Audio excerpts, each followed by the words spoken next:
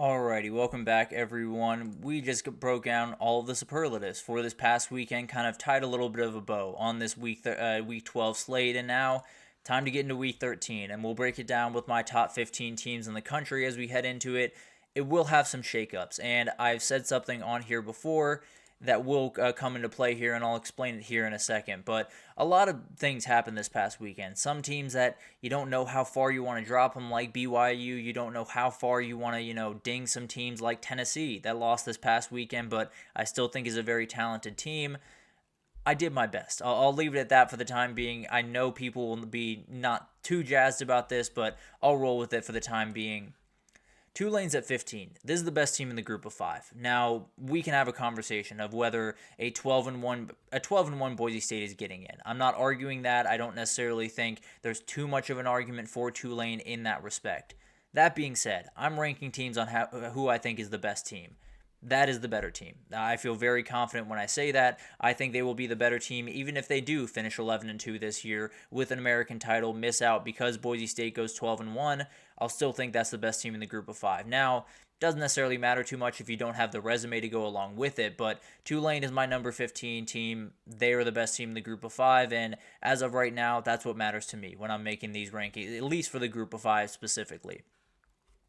Colorado, they're jump up into the top 15 this week. I cannot be more impressed with what Deion has done. I've said it a million times, but I can say it a million more because it's absolutely ridiculous. What's been kind of overshadowed with this team, I do think, is what this D-line has become. It's been a really, really good group down the stretch of the season. Obviously, Big Ten against SEC, a little bit different of a battle, so we'll see what happens in the possible playoff matchup. But at the end of the day, they're in a really, really good spot. Kansas is lurking there, no doubt about that, but they're the best team in the Big 12 as far as I'm concerned, and we'll see if their season gets ruined this week. But as of right now, Colorado's doing the thing that Deion said that they were going to do, and me and a lot of people, including myself, called him a little bit crazy for thinking that, but here he is. A&M, I have at 13. They jump right back up into the top 15 this weekend. They got their boring game out of the way. Let's just be honest. They played New Mexico State this past weekend, one of those games that the SEC should just stop playing, but that's a side argument we can get into another day. But they're still in a very good position to make the CFP. It's all about winning out, no doubt about that. I don't think they would get left out if they got to Atlanta, but could be debated. We'll see what happens there. But very, very good team. I think Marcel Reed, you're probably going to need a little bit more from him down the stretch, but we'll see what happens there. And then obviously a huge game this weekend in Auburn, an even bigger one at home against Texas in the final week. Miami, they're a team at 12 right now. I think one of those teams that's just in a weird spot as they head forward. No craziness by any means. If they win out, they are going to the ACC championship. They're still in a very good position going forward. I'm not necessarily arguing they're in a bad spot for the CFP. It's just a weird one because you have a Clemson team that is fully done with their ACC schedule, and then you got to play 2 more. It just feels like someone's over your shoulder watching you. It just feels like someone's waiting for you to misstep, and it can be hard to handle all of that. So we'll see what happens. It could come to a screeching halt this upcoming week, or maybe against Syracuse at the end of the year, or this thing could keep rolling and they could get right back on track and into the CFP at the end of the day. SMU right on top of them. This team was a little bit less impressive this past weekend, but got a win against a team that had a little bit of feisty to them in Boston College. But at the end of the day, they're in a place where really since that Pitt win, they've been absolutely rolling. They've been setting the pace in the ACC. They should be in Charlotte. If they're able to win against Virginia this upcoming weekend, they will have to punch their ticket. If they win the last weekend, they will have punched their ticket. So they're in a really good spot. Just need to win one of the next 2. Probably want to win both of them if I'm being totally honest, just for the seeding aspect where don't want to get beat out by a Boise State or someone like that. But as of right now, you're in a really good spot and you're leading the ACC, which is about as good as you can possibly ask for. Notre Dame at 10. They continue to handle business. This is probably about as high as you're going to see them go, at least in my rankings. Now, not to say this team isn't capable of doing some great things, hosting a playoff game, getting past the first round, doing all of that stuff. No doubt about that. I'm not arguing that by any means. But at the end of the day, I just think there are some teams on top of them that would beat them on a neutral field or would just beat them in a playoff scenario. So I rolled with those teams for the time being. But you get the next 2 wins, you're probably hosting a playoff game. And with that defense that you have at home, maybe a little bit cold for those SEC teams, maybe you got to win there. So there's still a lot of juice around this team, and they're handling business. just don't necessarily have the resume of some of the other teams on top of them. And this would be one of those teams. Tennessee, I'm dropping to 9. I could not drop them much longer after this one. This is a very, very good team. This is a team that is a top 12 team in the country. I think they have one of, if not the best defense in the country. Nico is slowly finding it. This is a very good team. If they get left out, it really will not be their fault. It will, well, they did lose to Arkansas on the road. I'm not necessarily trying to totally dismiss that from the conversation. But if they do get left out, it will be a lot to do with the formatting of this playoff and the fact that we have auto bids and have a G5 bid and all of that type of stuff. That would be the reason that they get left out. But also, they lost to Arkansas is another reason that they would get left out. Georgia at 8. They bump up just a little bit here, but they got the win that they needed. They got the win that really gives them a chance to look in the mirror and say, we are Georgia. We have every ability to go out and win a national title. We just got to play that way the rest of the way. So consistency is something that remains to be seen and has been a problem for this team really all year. But if that's the Carson Beck you're getting going forward, if that's the offense you're getting, especially the offensive line you're getting going forward, this is a team that can win a national title. As upsetting as that sounds for a lot of different people around there, they could get 3 out of 4 this year. Crazy, but they absolutely could. Ole Miss right here at number 7. Thought about bumping them up one more, but just couldn't quite do it. I do think they're one of the more underrated teams in the country, in my mind. The defensive line is absolutely insane. The offensive line is getting better and better week in, week out. They didn't have Trey Harris for a lot of these games in the past couple of weeks, and were able to get wins once that guy comes back. It's going to be a nightmare to stop this offense. So overall, this is a very dangerous team, and I think regardless of if it's, I don't think they'll be hosting a game if I had to imagine, but let's say they don't host a game.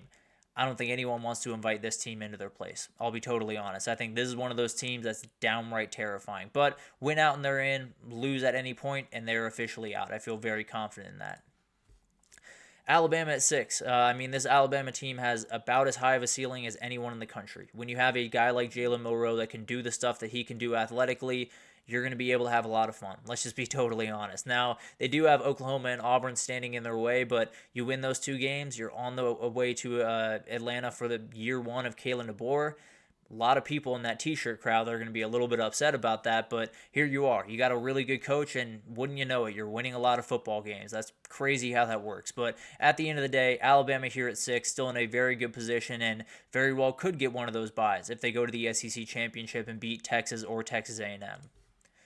Penn State at 5. They're one of those teams that very comfortable. They got a very easy win against Purdue this past weekend. This team is very, very good. It comes down to the offense. Can that offense be efficient week in, week out is a question against these elite teams out there. But at the end of the day, Drew Aller just got to hit his spots. He just got to be efficient. He just got to go through this offense the way that it was designed. Doesn't need to do anything else. With that defense, with that run game that you have, you should just be able to execute down the stretch of the season, get into the CFP, and then you probably will have to elevate just a little bit. Indiana at 4. I think a lot of people want to be ranking Indiana down at 9 or down at 10 or playing around with their rankings just for fun. This team deserves respect. I can't say it enough. I understand it's not the toughest schedule in the world. I understand that Georgia's played infinitely tougher. I understand Alabama and Ole Miss and Tennessee and even Texas have played infinitely tougher schedules. I don't really care. I'll be totally honest with you. This team walked out every single week and handle business the way that you would expect a Georgia to handle business against those teams, the way you would expect an Alabama to handle business against those teams. They weren't the toughest teams in the world. I'm not arguing that by any means, and I've said it before, if Indiana gets rolled this weekend, they should not be in. But this team is really good, and I feel like we're discounting what Indiana's doing right now. I feel like we're discounting what Curt Cignetti's doing right now. It has been remarkable. I don't care who you're playing. If you're going 10-0 in your very first year at a place like Indiana, you're doing really special things. Now, we can talk about whether or not they deserve it, but we'll talk about it right after that Ohio State game and not a second sooner, because at the end of the day, I don't know what deserving or not deserving means coming out of that Ohio State game. But as of right now, just wanted to go on a little bit of a rant because way too many people disrespecting the Hoosiers as if they're just an outright bad team.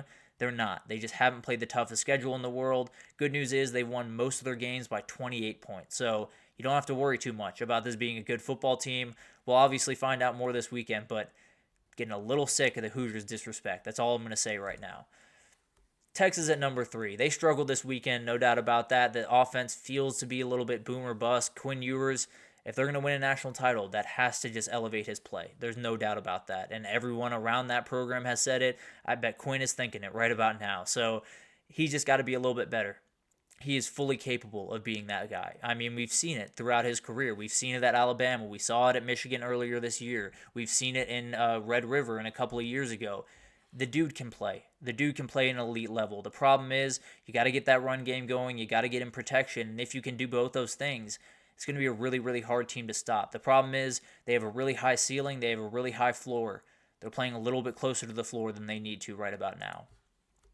Ohio State at 2. They took care of business in Wrigley this past weekend. They're looking about as good and about as complete as any team in the country. They just didn't beat that number 1 team. So they're going to be behind them here, but they're as elite as anyone, and with a win this weekend, they would have a shot to avenge that one loss against Oregon, the number 1 team in the country. This weekend did worry me just a little bit, but I do think people are discounting it a little bit more than they should. It was 8 straight games in a row for Oregon, 3rd time on the road in 5 weeks.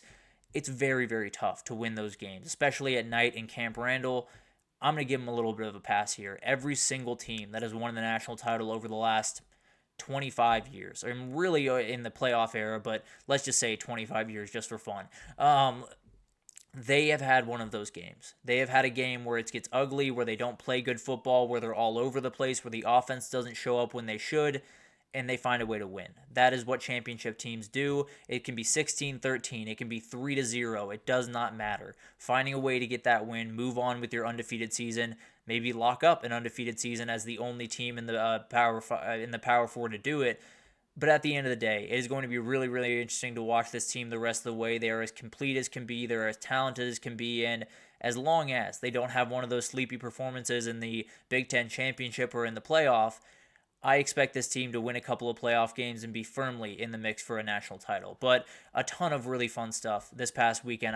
I'll be totally honest with you. I thought about going a little bit too heavy into SEC bias, and I hate to say it, but I really did think about bumping Alabama, Ole Miss, Georgia, maybe even Tennessee above Indiana and Penn State.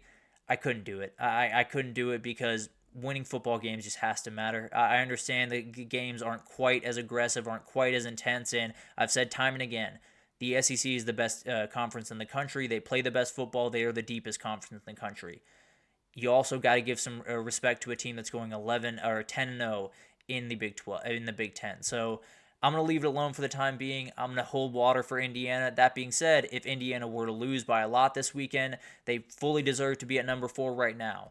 They would also fully deserve to be at number 12 if they were to lose to Ohio State pretty decidedly. But obviously, something that we will handle this weekend, we'll probably talk much more about throughout this week, if I'm being totally honest, because that is the story going into this weekend. But that'll do it for this edition of the GSMC College Football Podcast, brought to you by the GSMC Sports Network. Your support means a lot to us, so please remember to subscribe to the show, leave a positive review. It does make a huge difference. Also, follow us on Facebook, Twitter, TikTok, Instagram, all the social pages for all the content and updates you could possibly need. We have great people doing great work across every sport you could want. So anything in the world of sports you need, come on over to GSMC and we have you totally covered. But thank you once again for listening, and I will see you guys tomorrow for a Notre Dame Army